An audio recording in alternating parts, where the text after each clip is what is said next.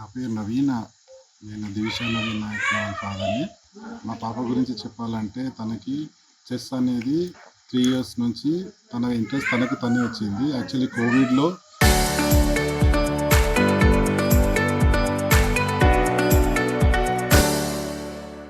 ఏం చేశామంటే తనకు స్క్రీన్ టైమ్ అవాయిడ్ చేయడానికి ఒక చెస్ క్లాస్‌కి తీసుకొనెళ్ళాము.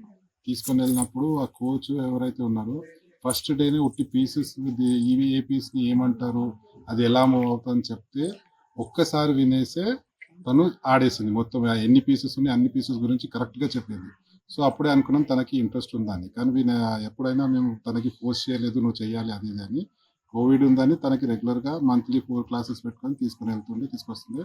తనకు అప్పటి నుంచే ఇంట్రెస్ట్ ఉంది. కానీ ఆ స్కూల్ కానీ తన అప్స్ అండ్ డౌన్స్ ఇట్లా స్కూల్స్‌లో వెళ్ళేది రావడం కానీ లేకపోతే ట్రాఫిక్ దానివల్ల కానీ మేము రెగ్యులర్‌గా తీసుకెళ్ళలేదు. కానీ దాని తర్వాత ఇప్పుడు తను 6 ఇయర్స్ అట్లా వచ్చిన తర్వాత నేషనల్స్ ఆడింది. ఇవన్నీ ఆడినప్పుడు తన ఇంట్రెస్ట్ చూసాం మేము. మేము ఎప్పుడు తనకి ఫోర్స్ చేయం నువ్వు ఆడాలి అది ఇది అని. తనకు ఎప్పుడైనా అడుగుతాం నీకు ఇంట్రెస్ట్ ఉందా లేదా అంటే తనకి నీకు ఇంట్రెస్ట్ ఉంది నేను చెస్ ప్రాడిజీ అవుతాను అని చెప్తుంది ఎప్పుడు.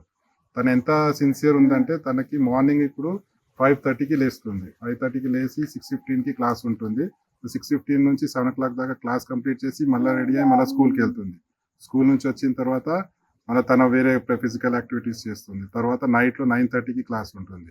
సో తన లాస్ట్ 3 మంత్స్ ఎలా వెళ్ళిందంటే అందరికీ సమ్మర్ వెకేషన్స్ ఉంటుంది, ఫ్రెండ్స్ ఉంటుంది, ఫన్ టైం ఉంటుంది. అవన్నీ ఏమీ లేకుండా ఈ లాస్ట్ 3 మంత్స్ ఎలా ఉంది అంటే ఓన్లీ చెస్ తప్ప ఆమెకి అది చెప్తారు కదా I eat chess, I walk chess, I places అన్ని ఉట్టి చెస్సే ఉండే ఆమెకు. శ్రీలంక కానివ్వండి, జార్జియా కానివ్వండి, చైనా కానివ్వండి, మిగతా అన్ని ఇప్పుడు వేరే దేశానికి వెళ్తే మన ఫుడ్ ఆ ఫుడ్ ఎంత తేడా ఉంటుంది. ఆ ఫుడ్ గురించి కానీ దేని గురించి కానీ తను ఎప్పుడు ఏం కంప్లైంట్ చేయకుండా ఎలా వెళ్ళామో ఎలా హ్యాపీగా వెళ్ళేసి హ్యాపీగా ఆడేసి హ్యాపీగా వస్తుండే. సో చెప్పాలంటే ఆ ఇంట్రెస్ట్ అనేది ఆ తపన అనేది ఆ హార్డ్ వర్క్ అనేది ఈ రిజల్ట్ రూపంగా బయటికి వస్తుంది. సో తనకి ఏం కావాలి తనకు క్లారిటీ ఉంది. తనకి ఎప్పుడు నేను చెస్ ప్లేయర్ కావాలి, నేను బిఫోర్ 11 ఇయర్స్ లోపల గ్రాండ్ మాస్టర్ కావాలి, దాని తర్వాత నేను వరల్డ్ ఛాంపియన్ కావాలి. ఆ క్లారిటీ తనకు ఉంది. కానీ ఇప్పుడు అండర్ 8లో ఈ ఘన విజయం సాధించిందని చాలా సంతోషంగా ఉంది. ముఖ్యంగా అండి చిన్నప్పటి నుంచి అయితే తనకి ఇష్టం చెస్ ఆడడము, లేకపోతే చెస్ వీడియోస్ చూడడము, ఈవెన్ నాట్ ఇన్ యూట్యూబ్ అనమాట. చెస్.com అనే ఒక సైట్ ఉంటుంది. దాంట్లో వెళ్ళి లెసన్స్ ఉంటాయి. ఆ లెసన్స్ ఫ్లోర్ మీద పండుకుంటూ కూడా వింటుండేదనమాట ఆ క్లాసెస్. సో, మాకు ఏం డెసిషన్ తీసుకోవాలో తెలీదు. దాంట్లో ముందుకెలా ఎళ్ళాలో తెలీదనమాట. కాకపోతే తనకి చెస్ అయితే ఇంట్రెస్ట్ ఉంది. ఫస్ట్ నేర్చుకొని దాంట్లో ముందుకెళ్ళాలో లేదో ఆలోచిద్దామన్నట్టు మేము రెగ్యులర్‌గా క్లాసెస్ అయితే పెట్టాము. వీక్లీ వన్స్ అనో, లేకపోతే మంత్లీ 4, 5 క్లాసెస్ అలా ఇచ్చేవాళ్ళము. కొన్నిసార్లు తీసుకునేవాళ్ళం కూడా కాదు. మా జాబ్ రీత్యా గానీ, మా అదర్ వర్క్స్ వల్ల మేము కంటిన్యూ చేయలేకపోయేవాళ్ళం. కానీ లాస్ట్ ఇయర్ అండర్ 7 నేషనల్‌లో తను టాప్ 20 వచ్చింది. టాప్ 20లో తనకు స్థానం దక్కడం వల్ల మేము ఇంటర్నేషనల్ టోర్నమెంట్ ఆడడానికి క్వాలిఫై అయిందనమాట తను. సో, అందుకోసమని మాకు వెళ్ళాలనే ఉద్దేశ్యం కూడా లేదు. ఎందుకంటే మేము సీరియస్ ప్రొఫెషనల్స్ కాదు అన్నట్టు. మేము రెగ్యులర్‌గా అందరూ ట్రైనింగ్ తీసుకోవడం మార్నింగ్ నుంచి ఆఫ్టర్‌నూన్ వరకు, మార్నింగ్ నుంచి ఈవినింగ్ వరకు ట్రైనింగ్ తీసుకుంటాం. మేము జస్ట్ వీక్లీ ట్వైస్ అలా తీసుకుంటున్నాం ట్రైనింగ్. ఈవెన్ టోర్నమెంట్ ముందు కూడా మేము 1 మంత్ మాత్రమే ప్రాక్టీస్ చేసి వెళ్ళింది. అందులో టాప్ 20లో వచ్చి రావడం మాకు ట్రైనింగ్ ఇస్తున్న వాళ్ళే షాక్ అయ్యారు. మీ అమ్మాయి అంత ఫ్రీక్వెంట్‌గా క్లాసెస్ కూడా అటెండ్ కాదు. But she got a good position. మీరెందుకు ప్రొఫెషనల్‌గా వెళ్ళకూడదు అని వాళ్ళు మమ్మల్ని అప్రోచ్ అయ్యారు. మీరు ప్రొఫెషనల్ ట్రైనింగ్ ఇప్పించండి. అమ్మాయికి మంచి భవిష్యత్తు ఉంది అని చెప్పి మమ్మల్ని వాళ్ళు అడిగారు. కానీ మాకు ఆల్రెడీ మేము ఆన్‌లైన్‌లో క్లాస్ తీసుకుంటున్నాం. ఆఫ్‌లైన్ కోసం వెతికాము. కోచెస్ దొరుకుతారా అని. మాకు దగ్గరలో దొరకలేదు. ఇంకా టైమింగ్స్ కూడా సెట్ కావట్లేదు. మా పాప స్కూల్ మిస్ చేసుకోదు. She loves go to school అనమాట.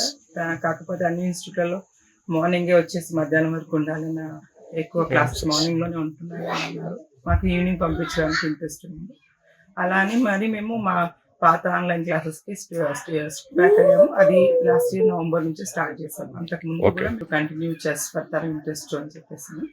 కాకపోతే నవంబర్ తర్వాత seriously decided to continue like chess as her mainstream ఉండాలి అన్నట్టుగా. So then we started with regular classes that weekly twice. అంతకుముందు మేము మంత్లీ 4, 5 క్లాసెస్ తీసుకునేవాళ్ళం. తర్వాత వీక్లీ 2 క్లాసెస్ కంటిన్యూ చేసాం. బిఫోర్ గోయింగ్ లైక్ ఫిబ్రవరి నుంచి తను సీరియస్గా రెగ్యులర్ క్లాసెస్ అటెండ్ చేసింది. నవంబర్లో అనుకున్న ఫిబ్రవరి నుంచి మేము క్లాసెస్ స్టార్ట్ చేసుకున్నాం. తర్వాత ఈ టోర్నమెంట్స్కి వెళ్ళే ముందు అయితే 4 to 5 క్లాసెస్ అవి. Devi, can you say? Okay. Right. నా పేరు సునీత అండి. నేను రాయదుర్గం నుంచి హైదరాబాద్లో స్థిరపడినాను. మా పాప దివిషా నవీన్ నాయక్. తను అండర్ 8 కేటగిరీలో మే నెలలో కామన్వెల్త్లో పార్టిసిపేట్ చేసిందండి. అక్కడ వచ్చేసి బ్లిట్స్ ఫార్మేట్లో తనకు బ్రోంజ్ మెడల్ వచ్చింది. కాకపోతే it's type with first, second, third place also the same points with 6 out of 7. అక్కడ బ్రోంజ్ మెడల్ వచ్చింది. దాని తర్వాత మేము జూన్లో వరల్డ్ క్యాండిడేట్స్ జార్జియాలో జరిగిన టోర్నమెంట్లో తను పార్టిసిపేట్ చేసింది. తను 0 రేటెడ్తో స్టార్ట్ అయింది. అక్కడికి వెళ్ళేటప్పుడు 0 రేట్ స్టార్ట్ అయిన తర్వాత she end up with position with 12th position అనమాట. కాకపోతే ఆ టోర్నమెంట్ అయ్యే పాటికి మా పాప 1658 స్కోర్ చేసింది. ఫిడే రేటింగ్ తనకు ఓపెన్ కాదు. అది అండర్ 8 కేటగిరీలో ఇండియాలో నెంబర్ 1గా ఉందన్నమాట. ఎవరు 1658 అండర్ 8 లేరు. జూలై నెలలో ఆ పాటికి ఎవరు లేరు. సో మాకు టోర్నమెంట్లో క్వాలిఫై కాలేకపోయాము.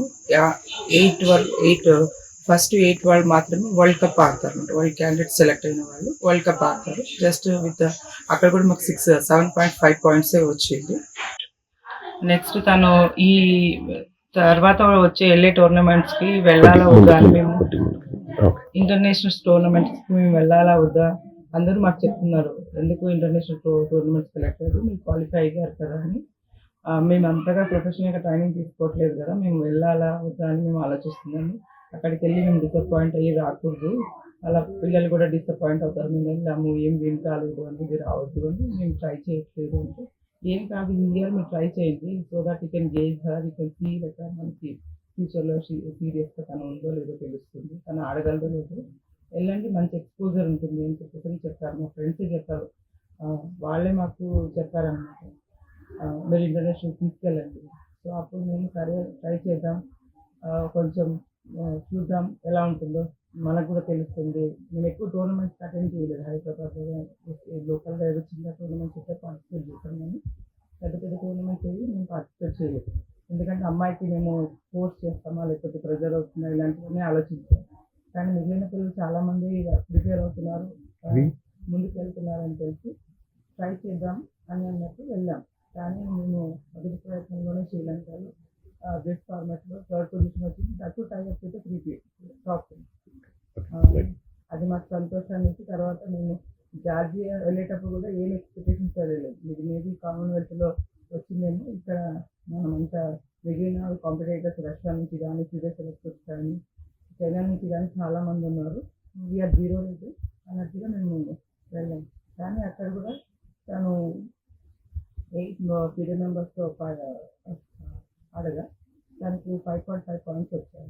అంటే పీరియడ్ 1 అంతమంది డిఫీట్ చేసింది. తను 0 rated out of 11 she got 7.5 points. Just she was day అక్కడ కూడా మాకు క్వాలిఫై మిస్ అయింది. లేకపోతే తన వరల్డ్ కప్ నవంబర్లో ఉంది, అప్పుడు మళ్ళీ జార్జియాలోనే జరుగుతుంది. దాన్ని మిస్ చేసుకున్నాం. కాకపోతే హ్యాపీగా బ్యాక్ వచ్చాము India, because become India number 1 3 days. తర్వాత చైనాలో జరిగిన 28 ఏషియన్ టెస్ట్ ఛాంపియన్షిప్లో మేము అసలు ఎక్స్పెక్ట్ చేయలేదు. లాస్ట్ రౌండ్ ఇండియా వర్సెస్ ఇండియానే ఉంది, వేరే కంట్రీతో కాదు.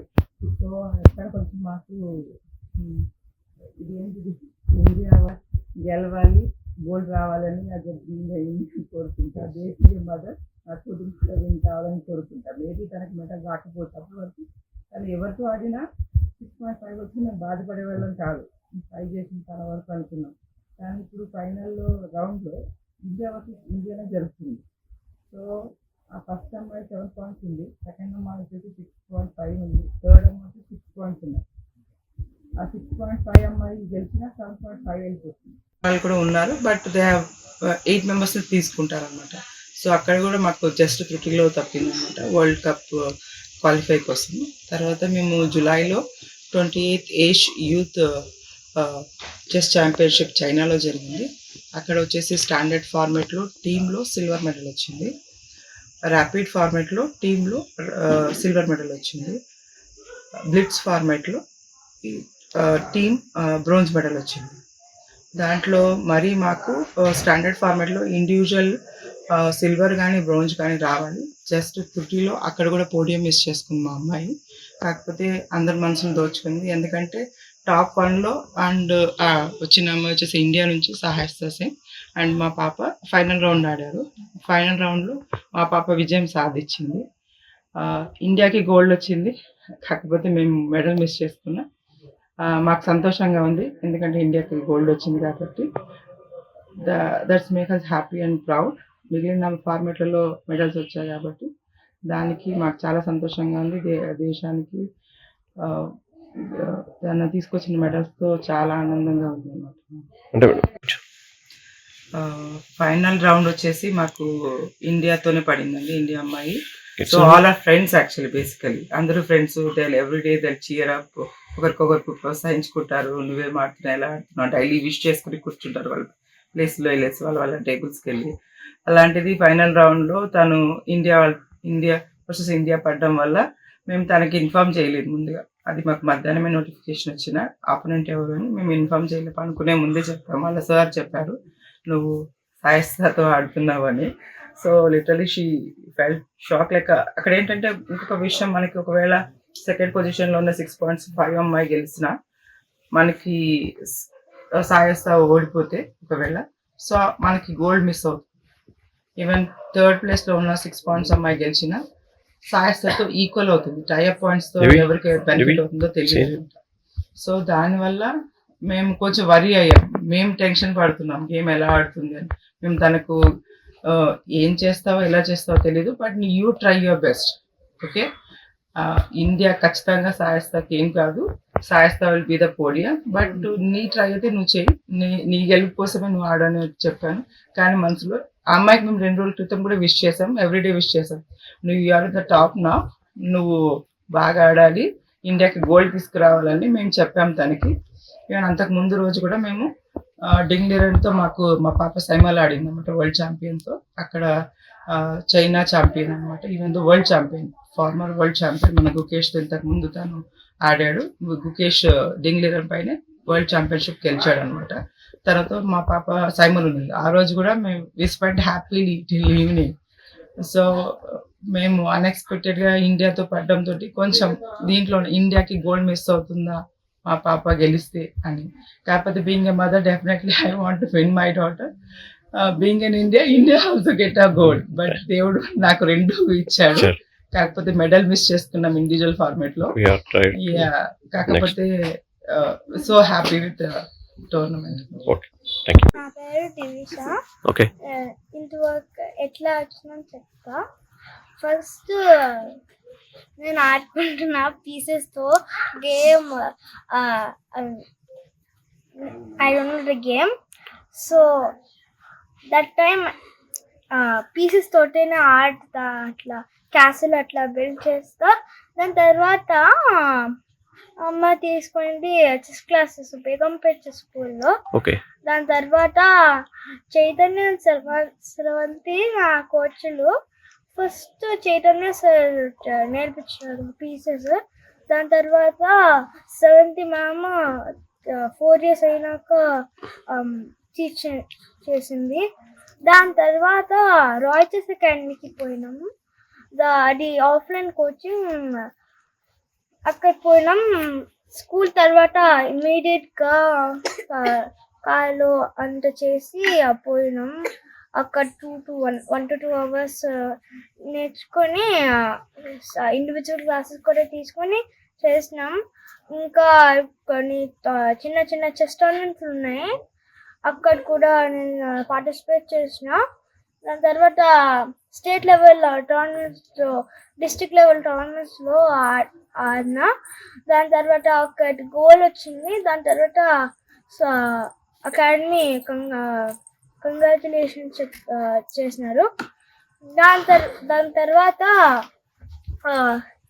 బిజీ అయినాము. అందుకే అప్ స్టెప్కి పోయినాం. ఇంకా విజయ్ చెస్ అకాడమీలో సింగిల్ కోచింగ్ ఇంటికి వచ్చినారు.